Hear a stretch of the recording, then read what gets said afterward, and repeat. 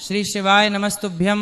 हर हर महादेव। भक्तों चाहे मर जाना लेकिन बिना शुभ मुहूर्त जाने भाई की कलाई पर रक्षाबंधन मत बांधना। हैप्पी रक्षाबंधन। इस बार 28 अगस्त को रक्षाबंधन के पावन महापर्व पर एक ऐसा दुर्लभ, अलौकिक और रोंगटे खड़े कर देने वाला महासंयोग बनने जा रहा है, जिसे देखकर बड़े से बड़े प्रकांड ज्योतिषाचार्य और तंत्र विद्या के मर्मज्ञ भी हैरान रह गए हैं। और पूरे देश में एक भारी सनसनी और संशय की स्थिति पैदा हो चुकी है कि क्या इस साल सावन पूर्णिमा पर भाई की कलाई पर रक्षा सूत्र बांधना शुभ फलदायी होगा, या फिर आसमान में लगने वाला एक बहुत बड़ा साया भाई बहन के पवित्र रिश्ते पर कोई अनिष्टकारी प्रभाव डाल देगा। क्योंकि सैकड़ों वर्षों बाद ऐसा होने जा रहा है जब रक्षाबंधन के ही दिन ब्रह्मांड में एक गहरा आंशिक चंद्र ग्रहण लगने जा रहा है, जिसने पूरी दुनिया में खलबली मचा दी है।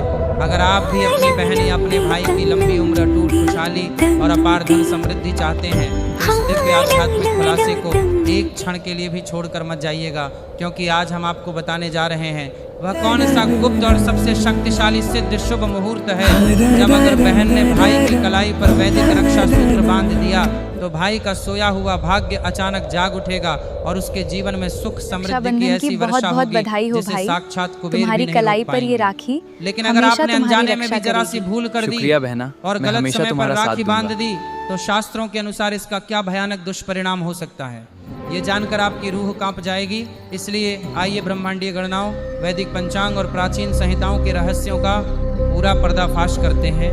सबसे पहले आपको ये समझना होगा कि 28 अगस्त को आकाश मंडल में क्या अद्भुत और रहस्यमय घटना घटने जा रही है। ज्योतिष शास्त्र की सूक्ष्म गणना के अनुसार 28 अगस्त को सुबह 6:53 से लेकर दोपहर 12:32 तक एक गहरा आंशिक चंद्र ग्रहण लगने वाला है, जिसमें चंद्रमा का लगभग 96% हिस्सा पृथ्वी की घनी काली छाया में समाप्त है और आसमान में चंद्रमा का स्वरूप तांबे जैसा गहरा लाल यानी एक रहस्यमयी ब्लड मून की तरह हो जाएगा। और इसी दौरान सुबह 9:43 पर यह ग्रहण अपने परम ग्रास यानी सबसे चरम बिंदु पर पहुंच जाएगा। अब सबसे बड़ा प्रश्न जो हर सनातनी और हर परिवार के मन में आग की तरह धधक रहा है वह यह है कि जब ग्रहण के दौरान शास्त्रों में सूतक काल लग जाता है और सूतक काल के समय कोई भी शुभ अथवा मांगलिक कार्य करना पूर्ण रूप से वर्जित माना गया है, तो फिर रक्षाबंधन जैसे सबसे बड़े और पवित्र त्योहार को कैसे मनाया जाएगा।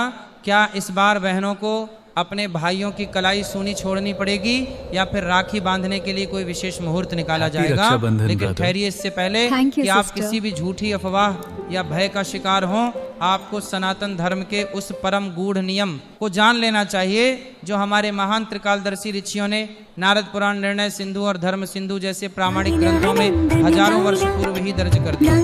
हमारे शास्त्रों का अटल और अकाट्य नियम है कि जिस ग्रहण का दर्शन हमारे देश या हमारी भूमि पर अपनी खुली आंखों से नहीं होता उसका कोई भी सूतक काल हमारे ऊपर लागू नहीं होता है। जी हाँ, आपने बिल्कुल सही सुना।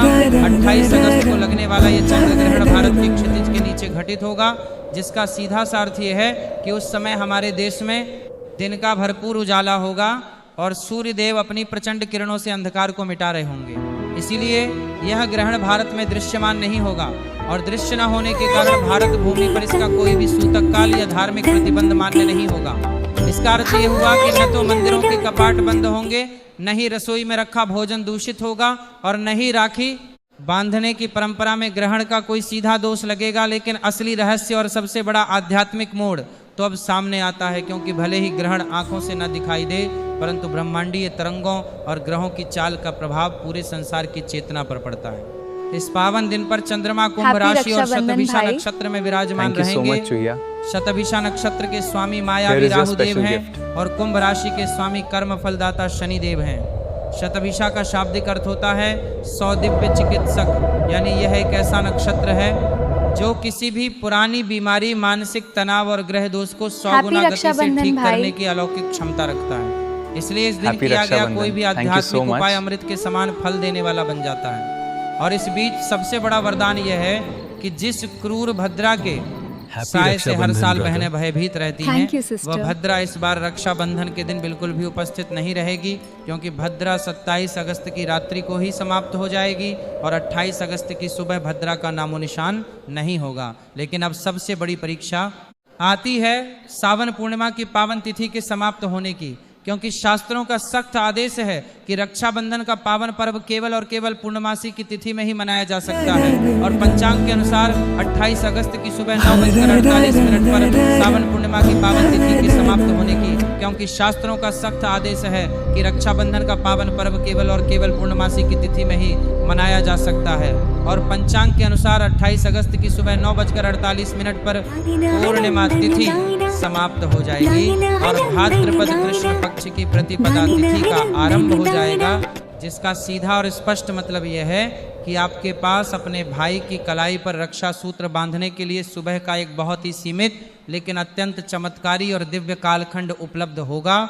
और वह सबसे शक्तिशाली सिद्ध और दुर्लभ शुभ मुहूर्त सुबह 5:57 से लेकर सुबह 9:48 तक रहेगा, यानी पूरे 3 घंटे और 51 मिनट का यह वह स्वर्ण काल है, जिसमें यदि बहन ने पूरे विधि विधान से भाई को रक्षा सूत्र बांध दिया तो भाई के जीवन की हर बाधा, हर रोग, हर संकट और हर दरिद्रता का समूल नाश हो जाएगा। लेकिन ध्यान रहे कि यदि आपने सुबह 9:48 के बाद राखी बांधी तो पूर्णिमा तिथि समाप्त होने के कारण वह फल शून्य हो जाएगा और इसके तुरंत बाद राहु काल का शुभ समय भी प्रारंभ हो जाएगा, जो किसी भी मांगलिक कार्य के लिए अत्यंत विनाशकारी माना गया है। इसीलिए सभी बहनों को सूर्योदय से पूर्व उठकर पवित्र जल से स्नान करना चाहिए और शुद्ध लाल या पीले वस्त्र धारण करके इस पावन मुहूर्त में ही पूजा संपन्न करनी चाहिए। अब हम आपको उस गुप्त वैदिक पूजा विधि के बारे में बताने जा रहे हैं, जो आपके साधारण से धागे को साक्षात भगवान नारायण के सुदर्शन चक्र के समान अभेद्य सुरक्षा कवच में बदल देगी। सबसे पहले एक शुद्ध तांबे, पीतल या चांदी की थाली लें और उस पर कुमकुम से स्वास्तिक का पावन चिन्ह बनाएं। थाली में गाय के शुद्ध घी का एक दीपक रखें, अक्षत यानी बिना टूटा हुआ साबुत चावल रखें, चंदन रोली, गंगा जल और शुद्ध मिष्ठान रखें। इसके साथ ही रक्षा सूत्र का चयन करते समय यह बात पत्थर की लकीर की तरह याद रखें कि राखी केवल सूती, रेशमी या कलावे के पवित्र धागे की होनी चाहिए और उसमें लाल, पीला, नारंगी अथवा केसरिया रंग का होना अनिवार्य है। भूलकर भी काले, नीले, भूरे या प्लास्टिक से बने किसी भी अपवित्र धागे का उपयोग न करें। जब आप अपने भाई के सामने पूर्व या उत्तर दिशा की ओर मुख करके बैठें तो सबसे पहले भाई के मस्तक पर शुद्ध रोली और चंदन का तिलक लगाएं और उस पर अक्षत लगाएं, क्योंकि मस्तक पर तिलक लगाने से भाई के आज्ञा चक्र की सोई हुई ऊर्जा जागृत हो जाती है और नकारात्मक शक्तियां उसके पास भी नहीं फटकती हैं। इसके बाद भाई की दाहिनी कलाई पर रक्षा सूत्र बांधते समय उसमें 3 दिव्य गांठें लगाएं। पहली गांठ भगवान ब्रह्मा के नाम की, जो भाई को दीर्घायु और सृजन की शक्ति देगी। दूसरी गांठ भगवान विष्णु के नाम की, जो भाई को असीम धन, ऐश्वर्य और रक्षा का वरदान देगी। और तीसरी गांठ देवाधिदेव महादेव के नाम की, जो भाई के जीवन से हर अकाल मृत्यु और संकट का हरण कर लेगी। रक्षा सूत्र बांधते समय बहन को अपने मन में अथवा ऊंचे स्वर में येन बद्धो बलि राजा दानवेंद्रो महाबलः तेन त्वाम अनुबद्धनामि रक्षे माचल माचल, इस महामंत्र का उच्चारण अवश्य करना चाहिए, क्योंकि ये वही महामंत्र है जिससे देवगुरु बृहस्पति ने देवराज इंद्र को रक्षा सूत्र बांधकर असुरों पर विजय दिलाई थी और माता लक्ष्मी ने राजा बलि को रक्षा सूत्र बांधकर भगवान नारायण को पाताल लोक से मुक्त कराया था। यदि आपको यह मंत्र स्मरण न रहे तो आप केवल नमो भगवते वासुदेवाय अथवा नमः शिवाय का निरंतर जाप कर सकती हैं। राखी बांधने के पश्चात भाई की आरती उतारें और उसे अपने हाथों से मीठा खिलाएं।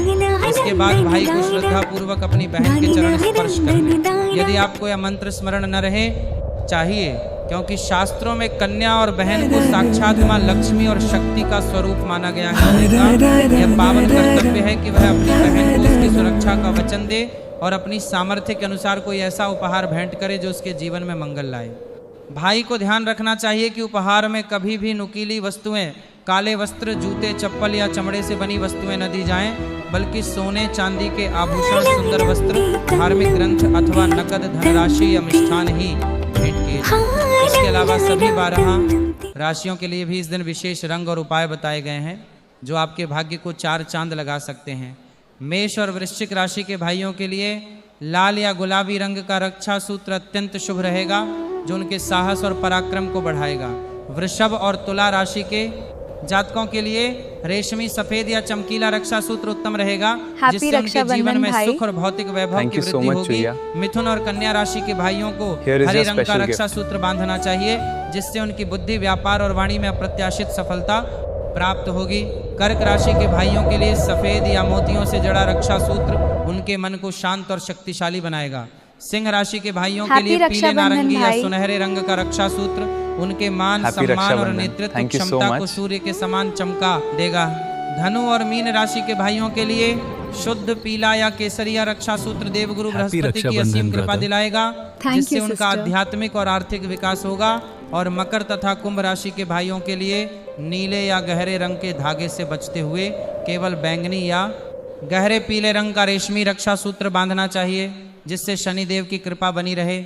इसके साथ ही चूंकि यह दिन श्रावण पूर्णिमा का पावन दिन है, जिस दिन भगवान हयग्रीव और माँ गायत्री का भी प्राकट्य हुआ था, इसलिए राखी का पर्व संपन्न करने के तुरंत बाद घर के सभी सदस्यों को भगवान शिव के मंदिर जाकर शिवलिंग पर शुद्ध जल, कच्चा दूध, काले तिल और बेलपत्र अर्पित करना चाहिए और अपने पितरों तथा कुलदेवता का स्मरण करना चाहिए। इस दिन सफेद वस्तुओं जैसे दूध, दही, चावल, चीनी और सफेद वस्त्रों का दान किसी निर्धन ब्राह्मण या जरूरतमंद व्यक्ति को करने से कुंडली का चंद्रमा मजबूत होता है।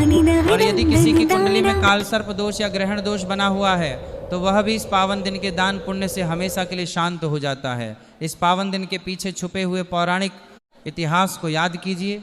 जब महाभारत काल में भगवान श्री कृष्ण की उंगली शिशुपाल के वध के समय सुदर्शन चक्र से कट गई थी, तब द्रौपदी ने बिना एक पल गंवाए अपनी रेशमी साड़ी का पल्लू फाड़कर भगवान श्री कृष्ण की उंगली पर बांध दिया था। और उसी एक धागे के चण को चुकाने के लिए भगवान श्री कृष्ण ने कौरवों की भरी सभा में चीर हरण के समय द्रौपदी के चीर को अनंत बनाकर उनकी लाज बचाई थी।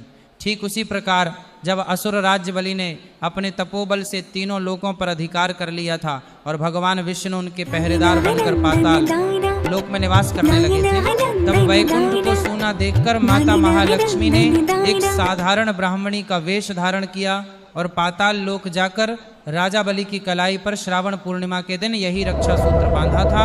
और जब राजा बलि ने उनसे वरदान मांगने को कहा तो माता लक्ष्मी ने अपने स्वामी भगवान नारायण को मांग लिया और इस प्रकार रक्षा सूत्र ने साक्षात भगवान को भी वश में कर लिया था। इसी प्रकार जब यमराज ने अपनी बहन यमुना से राखी बंधवाई थी तो उन्होंने वरदान दिया था कि जो भी भाई इस दिन अपनी बहन के हाथ से रक्षा सूत्र बंधवाएगा उसे कभी भी यमदूतों का भय नहीं सताएगा और उसकी कभी भी अकाल मृत्यु नहीं होगी। आधुनिक विज्ञान भी इस बात को स्वीकार करता है कि जब बहन अपने भाई की दाहिनी कलाई पर कलावा या राखी बांधती है तो कलाई के मर्म स्थानों और एक्यूप्रेशर बिंदुओं पर पड़ने वाला दबाव शरीर के स्नायु तंत्र को संतुलित करता है, रक्तचाप को नियंत्रित रखता है और अनाहत चक्र यानी हृदय चक्र को सक्रिय करके मन में सकारात्मक ऊर्जा और प्रेम का संचार करता है। इस दिन गर्भवती महिलाओं को भी विशेष सावधानी बरतनी चाहिए। यद्यपि भारत में ग्रहण दिखाई नहीं देगा, फिर भी ब्रह्मांड में ऊर्जा का जो भारी परिवर्तन होता है उससे बचने के लिए गर्भवती महिलाओं को सुबह के समय शांत मन से भगवान विष्णु और भगवान शिव के पंचाक्षर मंत्र का मानसिक जाप करना चाहिए। नुकीली और धारदार वस्तुओं से दूरी बनाकर रखनी चाहिए और घर के मंदिर में शुद्ध घी का दीपक जलाकर प्रभु से अपनी और अपनी संतान की सुरक्षा की प्रार्थना करनी चाहिए। पूरे घर में शांति और सात्विक वातावरण बनाए रखें। किसी से भी वाद विवाद या कटु वचन बोलने से बचें और भोजन में पूर्णतः सात्विक अन्न का ही प्रयोग करें। प्याज, लहसुन और तामसिक पदार्थों का पूरी तरह से त्याग करें। जो भाई बहन भारत से बाहर अमेरिका, कनाडा, यूरोप, अफ्रीका या ब्रिटेन जैसे देशों में निवास करते हैं जहां ये चंद्र ग्रहण अपनी आंखों से देखा जा सकेगा, उन्हें यह बात गांठ बांध लेनी चाहिए कि उनके स्थानीय समय के अनुसार वहां ग्रहण का सूतक काल पूर्ण रूप से प्रभावी रहेगा। इसलिए वे लोग ग्रहण काल के दौरान कोई भी मांगलिक कार्य न करें और ग्रहण के पूर्ण मोक्ष के बाद शुद्धि स्नान करके ही राखी बांधने की प्रक्रिया को संपन्न करें। लेकिन भारत में रहने वाले सभी भाई बहनों के लिए किसी भी प्रकार के संशय, असमंजस या भय का कोई कारण नहीं है। वे बिना किसी डर के 28 अगस्त की सुबह 5:57 से लेकर सुबह 9:48 के अत्यंत शुभ और दुर्लभ मुहूर्त में इस महापर्व को पूरी श्रद्धा, भक्ति और उल्लास के साथ मनाएं और अपने परिवार को हमेशा के लिए सुरक्षा, खुशहाली, दीर्घायु और ईश्वरीय आशीर्वाद से परिपूर्ण बनाएं।